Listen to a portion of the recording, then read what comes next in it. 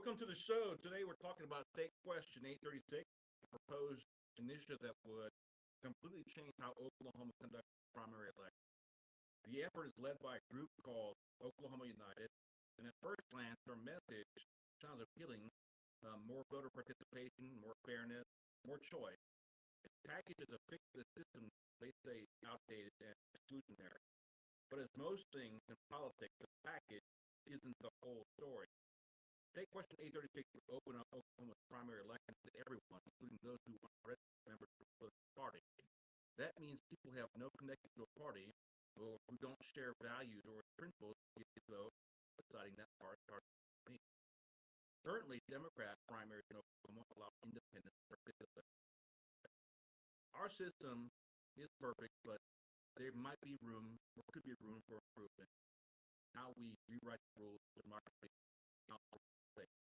Today we're joined by Pat McFerron, one of the leading voices behind the petition, get SQ 836 ballot, and Kari Rayl, the strategist, capital PR, and my buddy Alex Corby. Expect the podcast together. Pat, Kari, thank you for showing up tonight. And if we do a mic check here, make sure you speak clearly, loudly into the mic. If you don't mind, I want to walk through some of the concerns that others have had about this. And, we're here because, we have been in space for, I've known you, we've all known you for 5 years. And, on getting to go down. So, if you don't mind, start with a question. Yeah, if I could. Yeah. One, I hope the mic test is working out okay here. I don't know if you can tell or not. But I want to address 3 things you said in your. Go ahead. One, we're not a democracy, we're a republic. Right. I think that's real important to know. Number 2, yes, Oklahoma United is supporting this, but they're not alone, and I don't work for Oklahoma. Okay. That's a different issue. And the third one, I don't remember right now because I waited too long. But I did have a third one there I wanted to mention to you. It's the most basic one. About what this state question does. It does not allow other people to pick a Republican nominee. There no longer will be a Republican nominee or a Democrat nominee. It's really a primary that's just a win-win to get down to 2 people. Okay, that makes sense. Thank you for the clarification. But before we go into the question, what is your role? I don't really have a role with Oklahoma United. I am working with the yes on SQ 836. That doesn't have any filings yet until we have an election. We're doing that, but it's a separate 501c4 right. That I fully expect Oklahoma United to be one of our donors, but just one of many. Okay, that makes sense. Thank you for the clarification. Let's do the first question. So the independent voter. So on your website, state that there's about 20% of registered. Yeah, a little over 400,000 or so. So the argument goes that it's unfair for the especially since they're packing up funds. So here's we have a struggle with that. If the independents want to participate in the Democrat primary, they certainly wait. But if they want to participate in the Republican, what's stopping? Well, I mean, there's a couple of different issues there. One, there's nothing stopping them from doing it.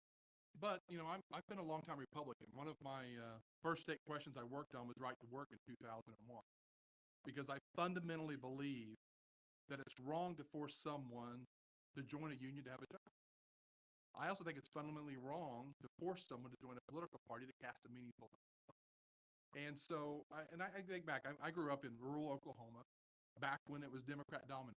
I was very fortunate about my upbringing. My parents, I only remember 2 or 3 arguments they ever had. One was when my mom fixed tuna into a casserole for dinner. My dad asked where the meat was. But that's one. But the other one I really remember is this would have been in the late 80s. The county sheriff in Nowata County had always been a Democrat, was always going to be a Democrat, it looked like. Right.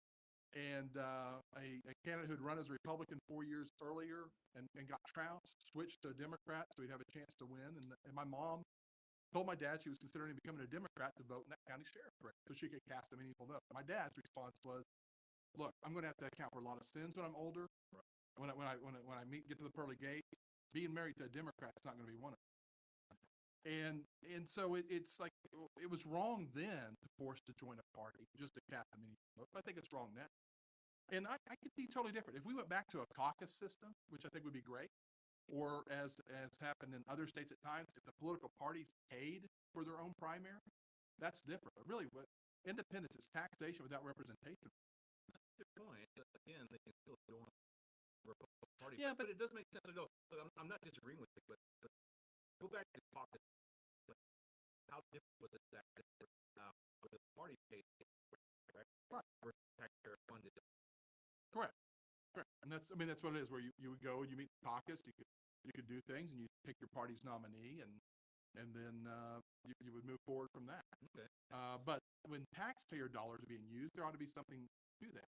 And just joining the other party doesn't solve the problem. For example, here in Central Norman, as much as I would applaud someone to run for House District 44 as a Republican, I think we all recognize it's not a winnable seat for a Republican. Just not going to happen. But so if you join the Republican Party to vote for statewide offices or county sheriff that are Republican seats, you're disenfranchised in your state rep. And so our system fixes it. And there's lots of places like that. Oakdale School District, a dependent school district, very affluent Republican area, represented by, they're going to have a special election here. It's a seat that I think went 85% for Biden overall, African-American dominant seat. Those Republicans are disenfranchised. And so it happens in quite a few places in our state. Okay. Very.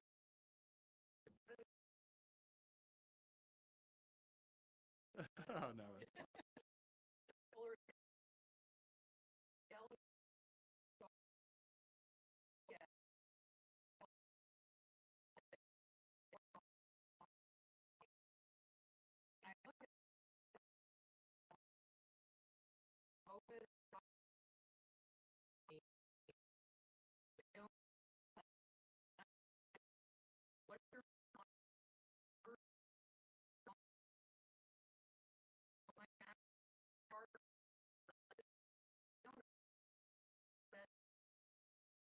Yeah, one, I'll say my goal is not to moderate anything. And so I don't know what has happened in California or Washington as far as if people are more moderate or not. I think California's black, don't get me wrong. But if they're left instead of left, maybe that's okay. But that's not my goal or anything on this. In fact, I would argue the exact opposite. So what's happening in Oklahoma right now is the primaries are decided by just the people who show up. And we all know that. It's a very small percentage. And so we have time whenever our legislative leaders are at odds with the general population. And that leads to bad outcomes. If we had Republicans that were a little more willing to look at, for example, medical cannabis, right, we probably don't get the nation's worst medical marijuana law as a state question. Maybe you have somebody that looks at a way to expand Medicaid in a way that has a clawback so that if Trump's able to decrease that match, we're not stuck holding the bag because they did it constitutionally. And I'll tell you, I'm scared to death of I've seen the way things have moved. We now have a majority of Oklahomans that want exceptions on abortion for life of the mother, rape, incest, and now health of the mother. And because we're stuck on life of the mother only, I fear we could get a state question that leads to abortion on demand.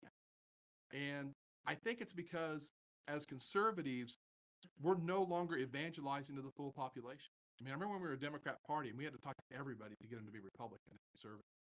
But now we talk to that 3 to 5%, and so then we're losing that general election argument because we don't go out and evangelize. We become comfortable and safe knowing that we can win those primaries with conservatives. And so I think over the next 20 years, we'll lose that battle if we don't, force ourselves, change the market incentive. I'm a free market guy. Our incentive right now is to talk to those few voters, not to talk to the population, not to evangelize. So do you see it in Oklahoma? Do we go out and talk just to a certain percentage of the population and not get out of all 70%? Well, I don't think it has anything to do with geographic counties. I think we do get out in all 77 counties. but it's a small group. I mean, when you knock doors, you talk to people who have voted before. Mm-hmm. You don't talk to people who haven't voted, and you talk to people who have voted. If you don't have enough time, you talk to those that have voted in 4 of the last 5 primaries. You talk to a very small sliver of group. I mean, look. I don't know. I know there's been a lot of talk about, for example, down here, the Keys Standridge state senate race. So a state senator represents roughly 90,000 people. How many votes did Standridge get? Don't recall. 2,700? In the runoff? Yeah. About Yeah. 55 votes in the runoff. Yeah, but like 27, so 3% of the people. I don't know that that's sustainable for a republic. And so those are the reasons. Those are some of the reasons why I'm for doing something a little bit different. And our turnout's horrible in this state. We are last in the nation in turnout in presidential elections, which is the only one you can really compare state to state on. And it's because our November elections don't matter. Out of every county office elected this last time, close to 300, when you have county commission 2, sheriff, I can't remember which clerk's race it was. Right. It might have been both. Right. Do you know how many were decided in November out of the 300? How many? 1. Yeah. Now, there might have been people on the ballot, but there was only one race closer than 15 points anywhere in the state of Oklahoma. Now, some of those were won by Democrats. Nobody ran against them, Right. these type of things. Right. But there was one county commission race in Tulsa County decided by a couple of percent. The next closest, I believe, was the Oklahoma County Sheriff's race, which was like 15. And so people don't turn out because their vote doesn't matter. They already know who's going to win in November. Well, I've got a follow-up question on that. So let me ask you, in states like California, Washington, and Georgia that have open primaries, can you show that there has been an increase in voter participation? I don't know. Because of the open primary. Yeah, hold on. One, I'm not sure Georgia does. I think Georgia is open primary state. Let's stick with California and Washington. California, Washington, and actually there were the 4 that I think, and nobody's like ours, like we're proposing. New Orleans, Louisiana might actually be the closest. Right. But they do theirs separately. They do theirs in November and for their primary, and then the subsequent election a month later. Otherwise, we're pretty close to what they. But yes, there is. I have seen some data that shows higher turnout in both the primary and the general election. The primary and the general election in those places. Okay. My follow-up. Comparing, and I know a lot about how they see what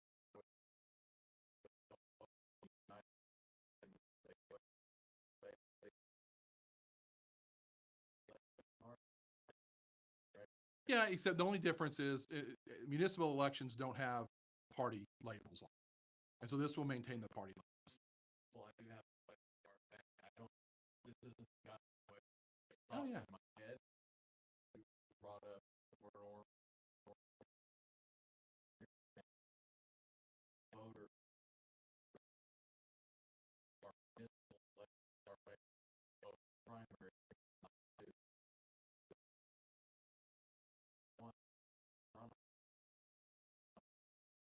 We have extremely low voter turnout. Why would make why? Well, you're actually hitting out. I'll help you solve this problem all overall, and it's there's legislation at the Capitol, at least on school board elections, which are also done kind of the same way. We have too many election days, and so but people are used to voting in November. They know more likely when the June primary is. And there's TV ads. There's things that push them. You don't get TV ads from mayor very often, especially in a community outside of Oklahoma City and Tulsa. Mm-hmm. And you can see, in Tulsa, they've had greater turnout since they've moved their elections to August and November to coincide with the presidential election. And so I think there are 2 different factors there.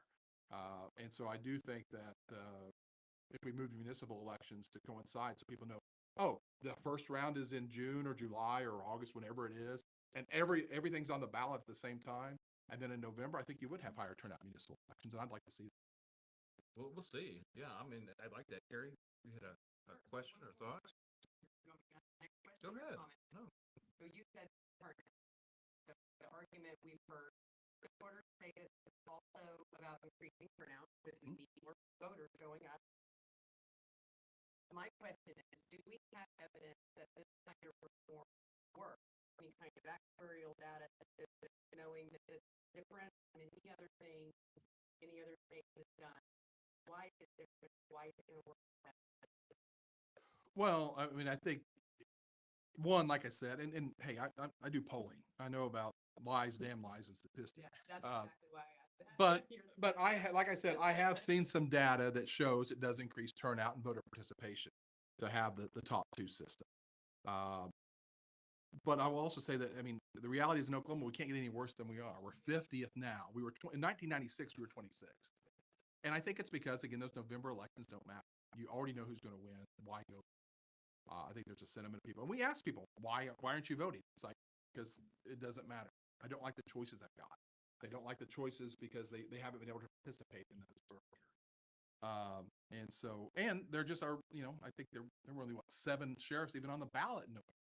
So there's lots of places there's not anything driving. And so it's,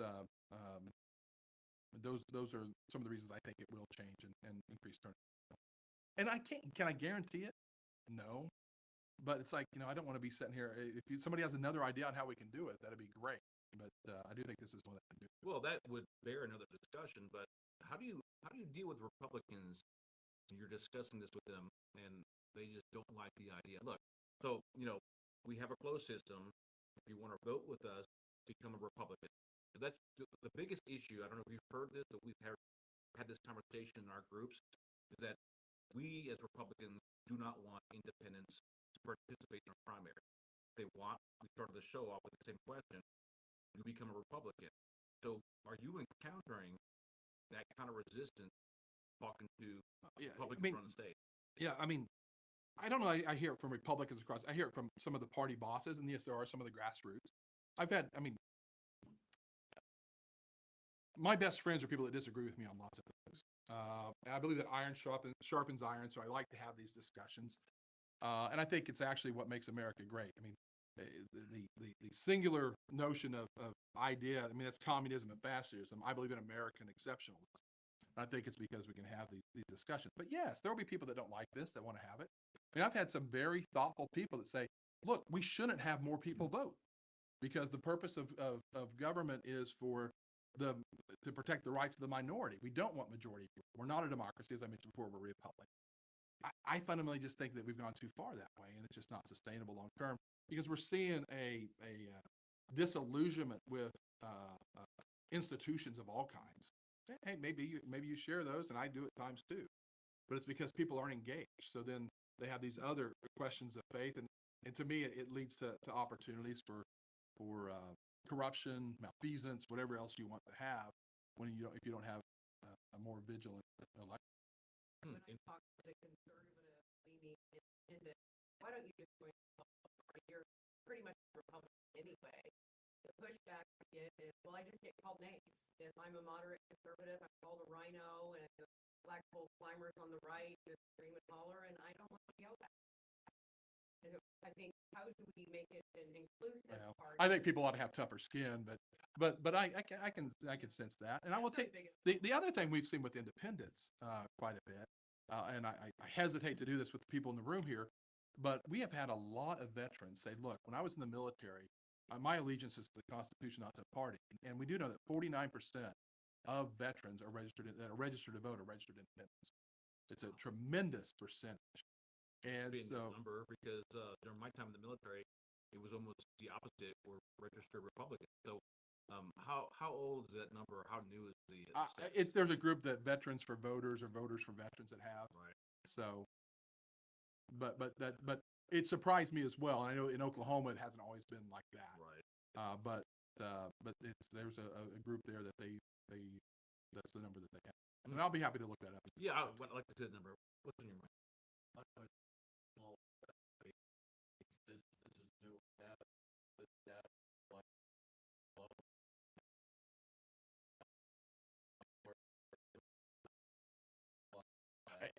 the number I've been given is that 49% are registered independents of current veterans. So it would be anybody that's out of the military that's still registered. All right. Hey, we're getting comments that people can't hear you, so you're gonna have to speak up, Torby. Alex, you have any other questions? I guess you kind of already asked it.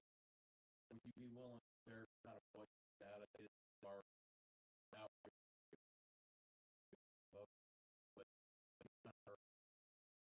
Well, I mean, I welcome this opportunity here, and I don't know if it's me they're saying they can't hear or not. They So. can't hear Alex, so Okay. these mics are directional, so yeah. Okay, we might just have to swing it back and forth a little bit here, so, but, hey, I'm one to, I really welcome the opportunity to do this, because you guys have quite an audience, so I'm able to articulate it here and visit with folks. Well, you're a stand-up guy. You know, we can have friendly conversations. Right? I think you're right. Iron to sharpen iron.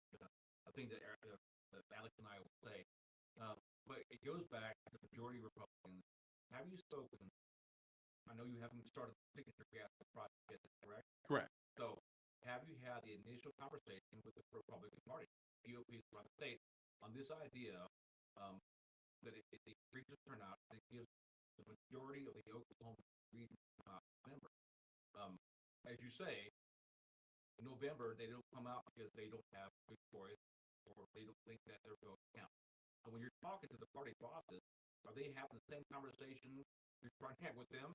Or are they saying, hell no, we just don't want this Well, primary system? the challenge to the open primary system did come from the Oklahoma Republican Party. Okay. That is who filed it. I have seen Senator Dom and told him I wanted to sit down. We haven't had that opportunity yet. But I've tried to sit down with quite a few of my more conservative and Republican friends and have one-on-one conversations. I'll let them talk about those if they want to. It's not my place to do that. But I've probably had 50 to 60 just sit down. Let's go have lunch. Let's talk about this. And I will tell you, a big chunk of them still oppose it. They're like, no, we like the current system we have.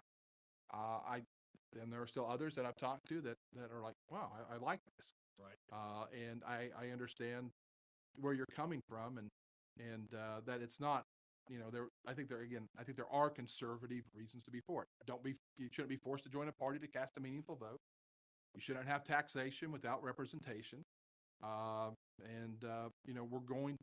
pendulum will swing at some point. And if we become too reclusive, we're going to lose those arguments long term. I would think we're losing it on guns. You see, you have poll after poll after poll. We're losing these messages, and I think it's because we're insular. I know I've heard Chairman Dom talk about, this is like asking atheists to come check your minister, to elect your minister. I don't get that, because to me, this is about, are we going to be insular in our church, or are we going to go out and evangelize? And I think that one of the problems with the churches is they become too insular and don't bring those atheists in. Don't do these things. Right. So pushing this, have you got a call? I have, and you guys are aware of some of them. In fact, there was a post yesterday. Well, Someone who I've had great, I have great admiration. What did they say? What's the Oh, worst thing you heard? I don't like to use I hope there are kids watching this, so I don't use some of that language. So, You can put it up. Who's the kid? Oh no, Rhino's the soft one. There are others that aren't appropriate. Yeah, I'd rather just not get into that, and it's fine. That's fair. The worst was an email at 2 a.m. and I know what other people are doing at 2 a.m. sometimes, right. So I'm not going to hold anybody responsible for what they do at 2 a.m. Yeah. As long as it's not, because nobody's harmed, and I've got thick skin. I don't care.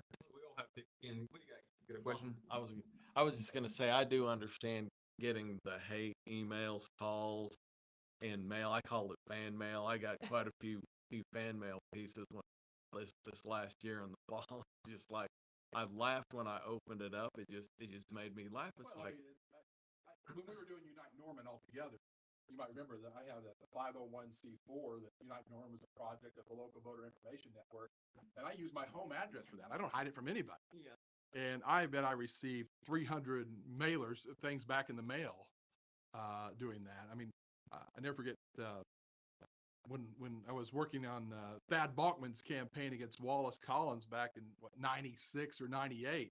He did a mail piece out with RIP on the tombstone, a Halloween mail piece before November, and with our firm's name and stuff on it. And the union goons are in right to work. I mean, this is nothing.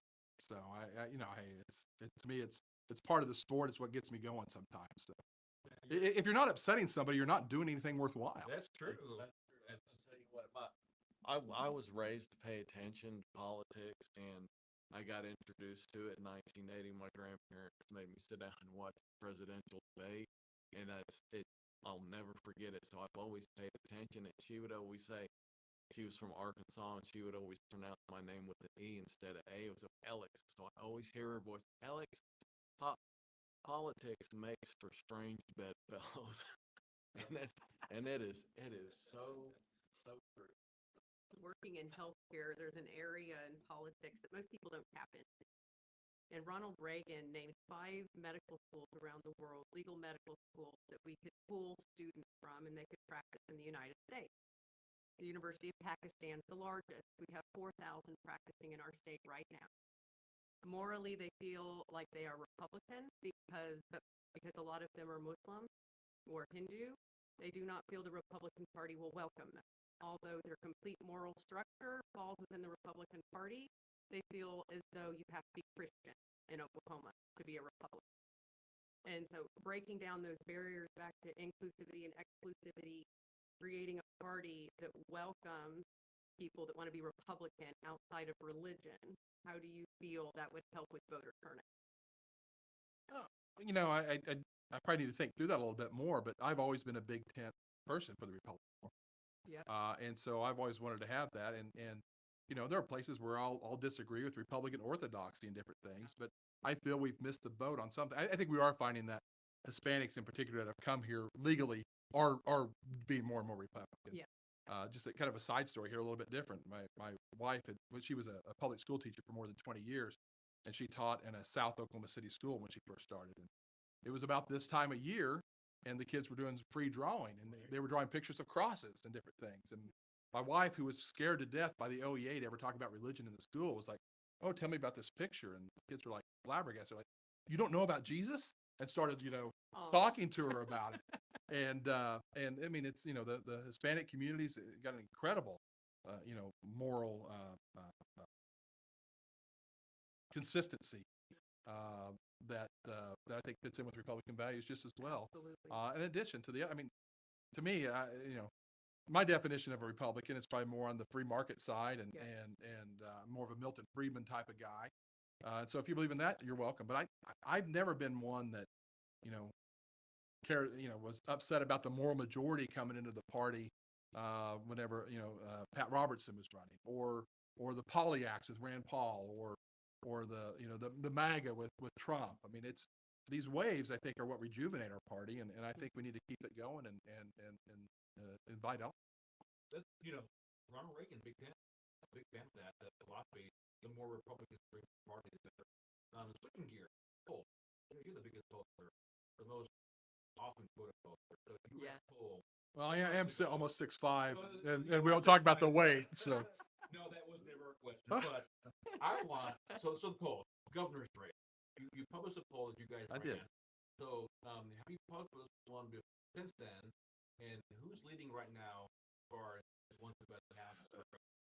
Well, and just so you know, I did not have necessarily announced at that time. I actually did a survey with the 3 people that have personally told me that they were Charles McCall, Gittner Drummond, and Chip Keith.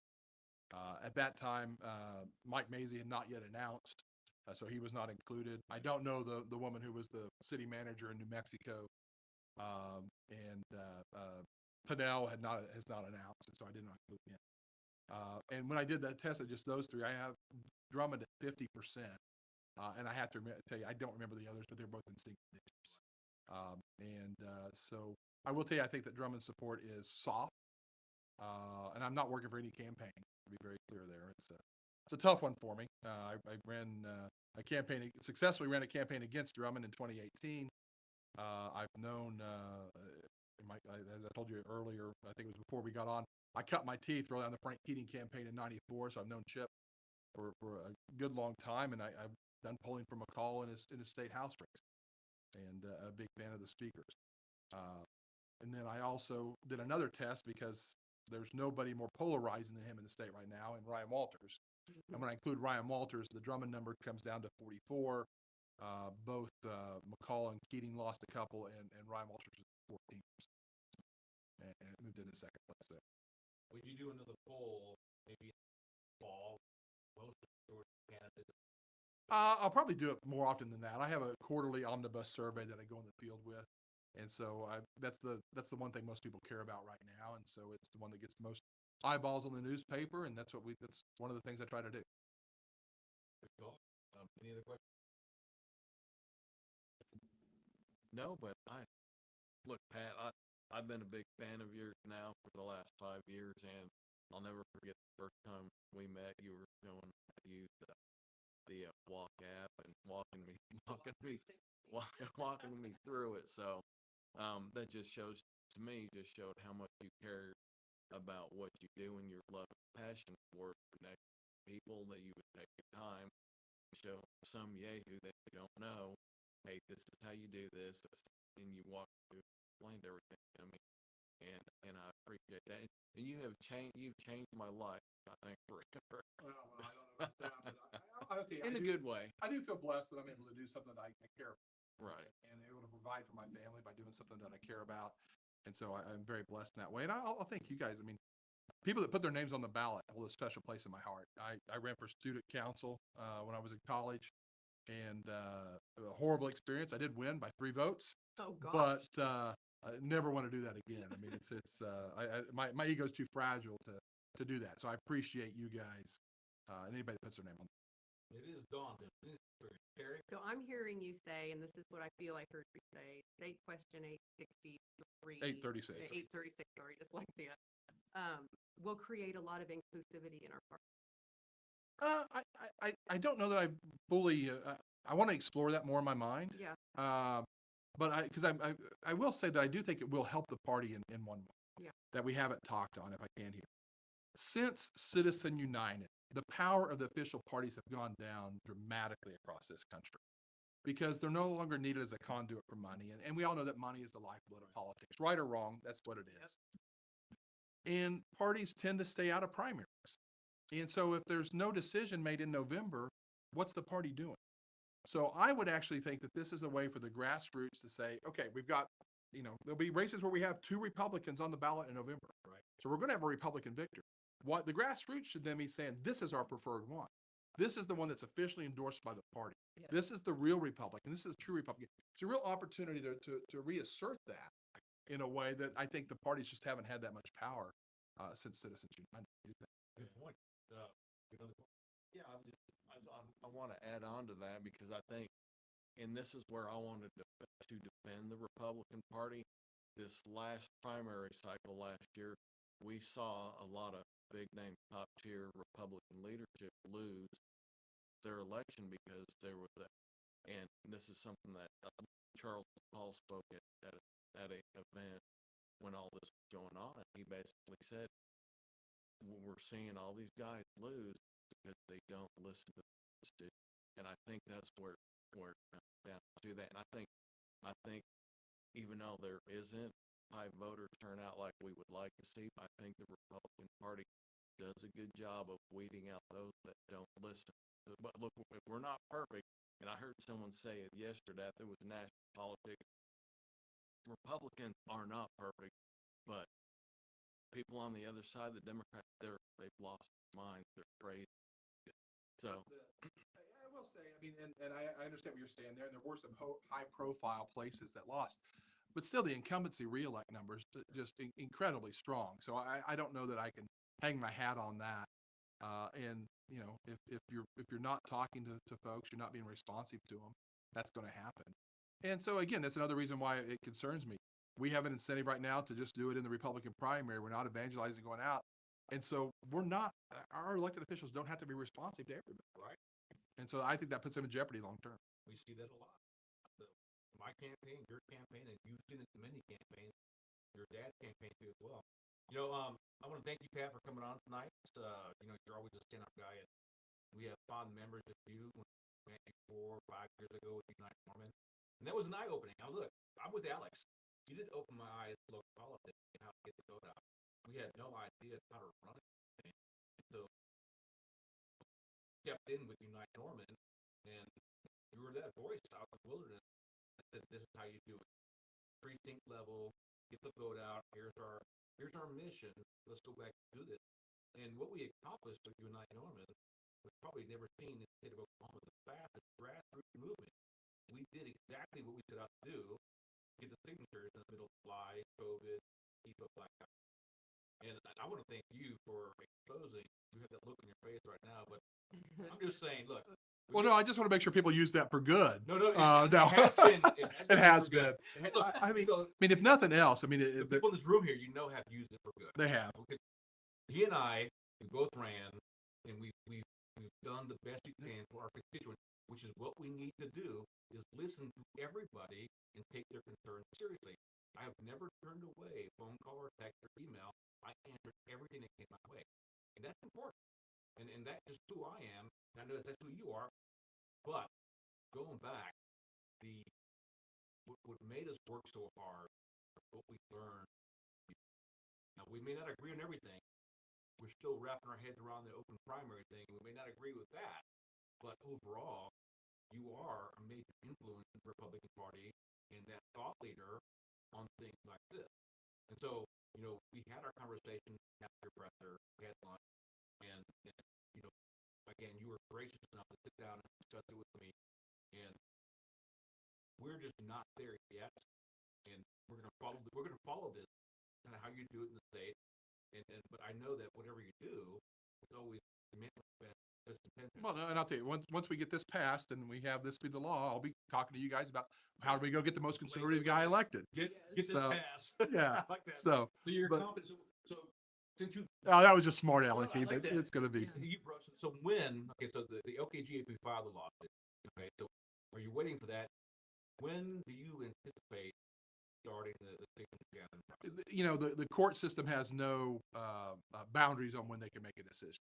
Our goal has always been to be on the November 26th ballot. And so we don't know when that'll happen. We have to respond to the attorney's petition by, I believe it's May 1st. But I'll let the lawyers handle that stuff. Not as I got difficult. one question here. Even though it doesn't pertain, HB 1027. I think Senate Bill 1027, but yeah. Yeah, Senate Bill 1027. It's gone through in the House now, and they want to know. It won't affect your campaign. Actually, the way it's written, it could. Okay, so if it does, well, you guys are promoting that it's a bad. So what is your Well, case associated with I will tell you, again, Oklahoma United is promoting it's a bad. State Question 836 is a different issue. Okay. And I will tell you, I don't like, from State Question 836, the only thing I would comment on that from is that it's retroactive. I mean, we started a campaign, we think it's wrong to change the rules in the middle. You know, we filed this in January before this bill was even written or public or anything else, and it would capture us, we think, retroactive. And so that's my only qualm that I would have that with my State Question 836. Okay. Well, fair enough. Do you think it would overrule? This is where I get a lot of phone calls with stuff, and then I have patients in clinic, so they all just kind of, you know, I heard this. Their fear, and this is on both sides of the aisle, on three sides really. You know, our right to petition and get signature is to overrule a government that isn't listening to the voter. I am generally a fan of anything that's a check on government. Yeah, and so why would this, that's where we're all confused on 1027. How is this making the Secretary of State the person that manages these petitions? My kids go to school with his kids, so I know Josh. He's a good guy. He is. He's a great guy. No, I like him. But he's not always going to be Secretary of State. Right. That's my concern. And so here, you know, we see the problems in the election board with one person being over. So if we do that here, and then we minimize and restrict our ability to the voters rise up and say no, why would this be beneficial to Oklahoma? Well, and I'll be very clear. I'm not speaking on behalf of 836. Sure. This is a totally different issue, and this is just Pat talking. Again, I'm generally a fan of direct democracy here and the petition process. I think it's I do a lot of work in Kansas where they don't have this, and it makes it very, very difficult for good policy to get through at times.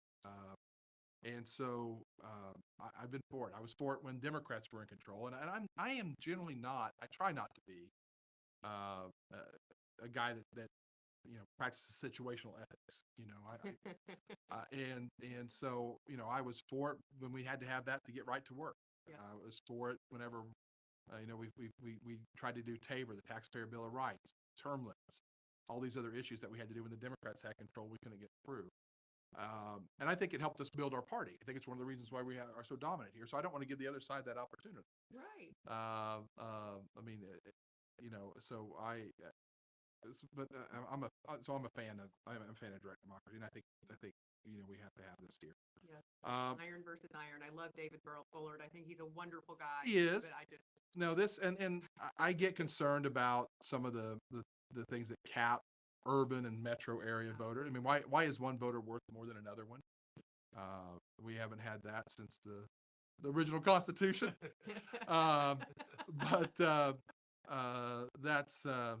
That concerns me. But I will tell you, I understand the goal. The goal is to stop some state questions that I think are concerned. My dad was an itinerant butcher when I grew up. We killed cows for. So I support the ag industry. I support confined animal feeding operations. And I know that's one of the reasons why they want to do this, to stop that potential state question from happening. So I can understand that, but it's like, just go evangelize, go talk, go win that. I don't think that's something that could pass in this state when you tell people we shouldn't stop beef and pork production. I mean, and we certainly need more eggs, especially I've got to go buy Easter eggs to die here, and right. we might have to do Easter potatoes. What we do now, we buy plastic eggs. There you go. I want to thank you again for showing up tonight. Again, friendly conversation. You guys heard that. We got Donald Trump at the front door. Let him in. Well, anyway, he's always welcome. Thank you again, Pat, for showing up tonight, and I want to thank our Kari for showing up tonight. Absolutely. My co-host Alex, my best buddy here, and I didn't think I was gonna make it. yeah, it was close. It was tight. You got to do a better job of scheduling today. But this is the CCGOP podcast, and this is number 2, and we publish more as we go on. But Pat, as always, a pleasure having you. So thank you. Thanks. Thank you, Pat. Happy to.